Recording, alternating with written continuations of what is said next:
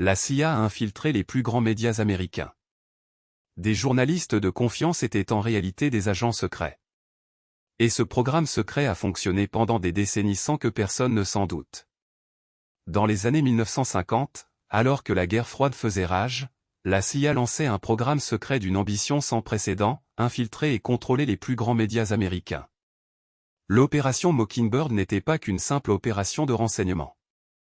C'était une véritable prise de contrôle du quatrième pouvoir, une manipulation massive de l'information qui a duré des décennies et dont les conséquences se font encore sentir aujourd'hui. Tout commence avec Frank Wisner, un haut responsable de la CIA qui avait compris une chose essentielle: pour gagner la bataille idéologique contre l'URSS, il fallait contrôler non seulement l'information qui sortait des États-Unis, mais aussi celle qui y entrait. Son idée était simple mais terrifiante: recruter des journalistes, des propriétaires de médias, des intellectuels influents pour qu'ils deviennent des agents de l'agence. Et ça a marché.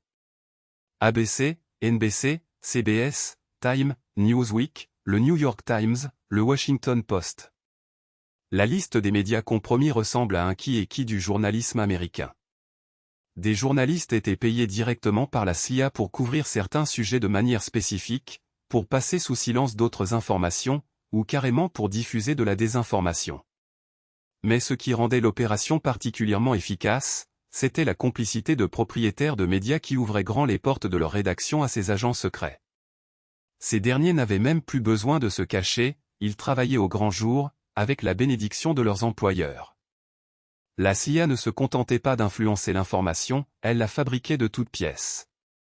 Les méthodes employées étaient d'une sophistication redoutable. La CIA utilisait les médias pour façonner l'opinion publique sur des sujets sensibles, la guerre froide évidemment, mais aussi des coups d'État, des assassinats politiques, des expérimentations secrètes. Lors de l'invasion de la baie des Cochons à Cuba en 1961, des journalistes complices ont aidé à vendre au public américain une opération militaire qui était en réalité un désastre. Dans les années 1970, lors du scandale du Watergate, certains médias ont étrangement minimisé ou ignoré des pistes qui auraient pu mener à d'autres révélations gênantes pour l'establishment.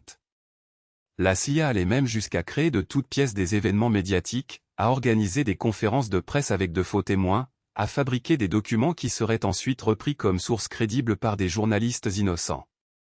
Le plus terrifiant, c'est que tout cela fonctionnait si bien que la plupart des Américains n'avaient aucune idée qu'on leur mentait. Ils faisaient confiance à leurs médias, sans imaginer une seule seconde que ces derniers étaient devenus des extensions du complexe militaro-industriel. En 1975, le Church Committee, une commission d'enquête du Sénat américain, finit par révéler au grand jour l'existence de l'opération Mockingbird. Les témoignages qui en émergèrent étaient accablants. Pendant des décennies, la CIA avait mené une guerre secrète contre l'information, avec la complicité active des plus grands noms du journalisme américain.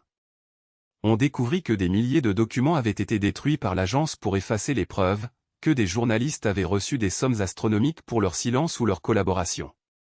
Mais le plus choquant, c'est que malgré ces révélations, l'opération ne s'arrêta pas.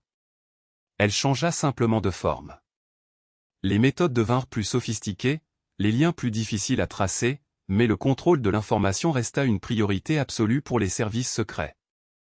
Aujourd'hui encore, on se demande combien de journalistes travaillent encore pour des agences gouvernementales, combien d'informations nous parviennent déjà filtrées par des intérêts qui n'ont rien à voir avec la vérité.